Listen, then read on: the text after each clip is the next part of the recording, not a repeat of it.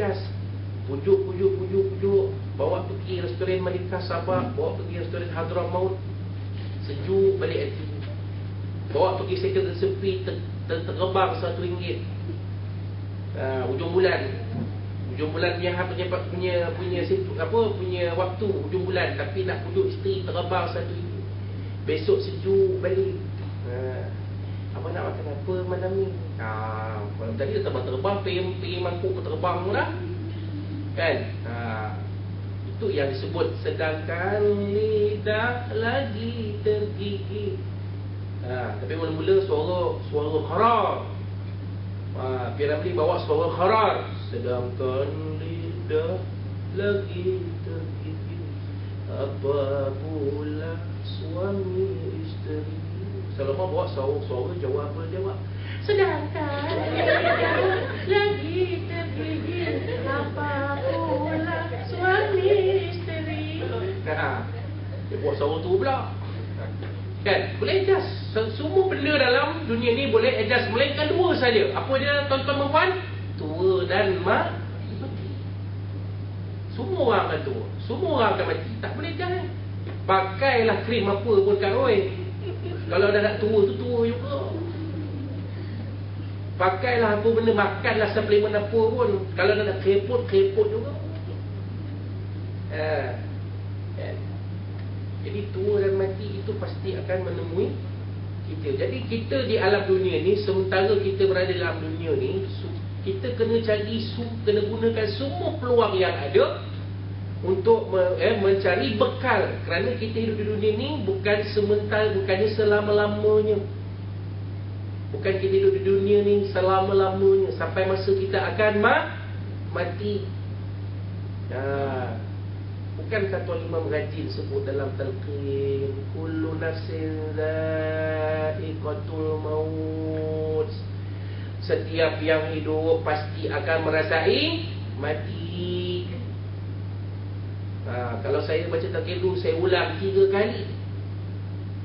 Setiap yang hidup pasti akan merasai mati. Setiap yang hidup pasti akan merasai mati. Nasib baik saya tak suruh orang yang duduk dalam si kubur, tuan-tuan ikut saya ya. Setiap yang hidup pasti akan merasai mati. Semua dah dekat atas kubur, semua sebut mati. Padan muka. Tahu pun. Yang hidup kubur ketapang, pergi bersembang, cerita bola, cerita awek, cerita pak ua, cerita mak ua apa semua tu. Jadi tuan-tuan, talqin ini bukannya untuk orang si mati tu, untuk kita juga. Sebab satu masa kita akan mati. Jadi sementara kita hidup ni, sementara di atas dunia ini, macam mana yang Tok Imam sebut dulu-dulu dalam khutbah kedua, dia orang lelaki yang dengar, perempuan tak dengar. Perempuan waktu Jumaat pergi shopping. Dia shopping dekat Jaya Josko lah, dia shopping dekat Green Town Mall lah, dia shopping dekat Ion lah, dia bowling dekat Epo Parade lah. Jumaat macam tak ada hari lain nak main bowling. Jumaat main bowling. Kan? Orang lelaki pergi semayang Jumaat di masjid. Apa Tok Imam kata? Wa'lamu anna dunya hiya darul mamar wa annal akhirata hiya darul maqar. Ketahuilah tuan-tuan sekalian bahawa kita hidup di dunia ni hanya sementara sahaja. Akhirat jualah tempat tinggal kita yang kekal buat selama-lamanya. Tok Imam dulu selalu peringat dalam khutbah Jumaat. Sekarang ni tak ada, pasal tu orang anggap seperti dunia ana yang punya. Tak diperingatkan, hei manusia, dunia ini hanya sementara. Akhirat jualah yang kekal selama-lama. Nak kena seru macam tu ke baru nak peringat? Udah jadi jin pula Tok Imam tu.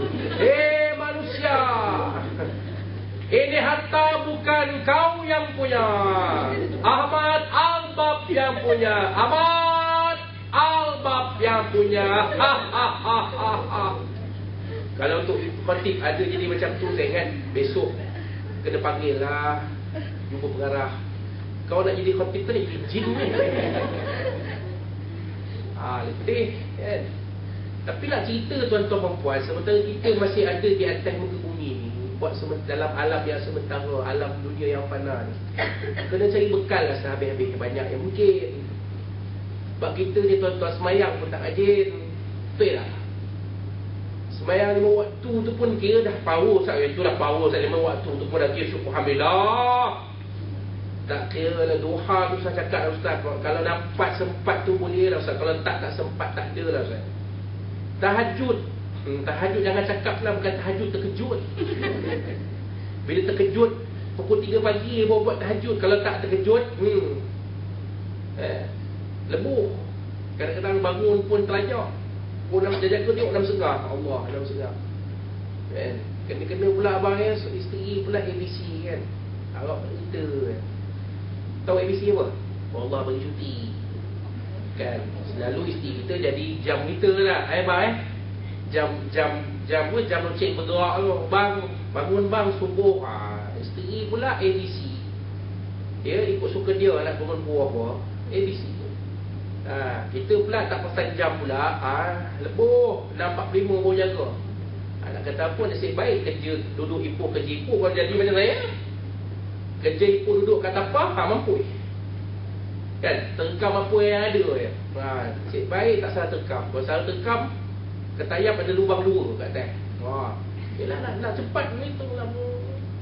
Ambil Ustaz, apa pasal kapal Ustaz ada lubang 2 kat atas? Lalu punya seluar anak aku pakai. Tak terkam lah, tak dan nak terkam lah pandang aku semua dah. Selamat kan? Tu dia. Jadi kita semayang ni tak rajin sangat Kak. Baca Quran saya tanya. Berapa ramai ada kita yang rajin baca Quran selain daripada bulan Ramadan? 2 saat sekarang. Baca Quran 5 baris, Quran baca kita 30 baris. Bayar. Duk ceramah pun serupa juga. Duk ceramah pun macam tu. Seronok 5 minit, mengantuknya 1 jam. Kemah kening Ustaz. Tu cerita kan. Jadi sementara kita dah tahu dah, kita semayang tak rajin, puasa pun tak rajin, baca Quran pun tak rajin, zikir pun tak rajin. Yang rajin tengok cerita Hindustan, yang rajin tengok cerita hantu kapcai, yang rajin tengok cerita apa ni untuk 3 hari, yang rajin tengok cerita SAM, yang rajin tengok cerita aku terima nikah. Tapi orang perempuan ni selalu cerita Hindustan. Berapa ramai kata kita yang menitiskan air mata melihat peristiwa yang sedih di Gaza, Palestin. Tengok bom Israel, bom bangunan meletup, hancur, orang mati. Kita menangis. Berapa ramai ada kita yang menitiskan air mata melihat kezaliman yang berlaku di Gaza, Palestin. Berapa ramai pula ada kita yang menangis melihat Shah Rukh Khan dihanyak oleh 30 orang jahat. Ya, Shah Rukh Khan 30 orang kru hantam 30 orang bedal. Yang ketua kru tu pandang. Yang 2 orang pegang mawa kat belakang, pegang heroin kat belakang ni, tunggu masa nak kena kedui. Shah Rukh Khan kena bedal 30 orang bedal, nangis kita. Jangan bayang, yang itu kita kaji itu pun kita faham lah kan? Jadi sekarang ni macam mana kita nak cari jalan untuk supaya setiap apa yang kita buat di atas dunia, di alam dunia ini boleh memberikan kita pahala, yang mana pahala ini akan jadi ringgit dan sen kita di padang mahsyar nanti. Sebab itulah tajuk ni diberi kepada saya. Macam mana kita nak jadikan kerja kita sebagai ibadah. Baik, itu baru pengenalan tu. Jangan terpengaruh dengan tumbuk-tumbuk itu ayat Al-Quran tu dia tak boleh terjemah. Komputer dia tak boleh terjemah, dia jadi tumbuk-tumbuk. Tapi insyaAllah bukan kata-kata kecil makian itu ayat Al-Quran tu, tapi komputer dia tak boleh baca kan.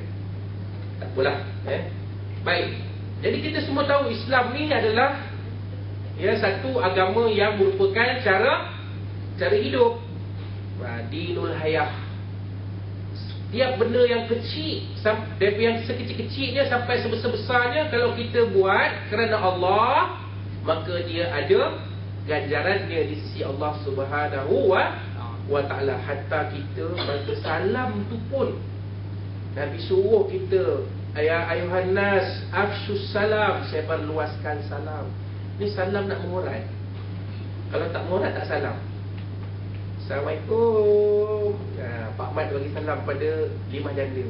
5 janda kerja jadi jururawat hospital kita. Pak Mat tu MA. Dia duda lama dah 5 tahun duda, isterinya meninggal kanser payudara. 5 janda ni pun begitu juga. 5 janda suami cerai sebab suami dia tak nak dimadukan, dia minta cerai dengan suami ceraikan dia, jadi 5 janda. Kebetulan umur dia baru 29 tahun. Pak Mat umur 39 tahun. Bayangkan.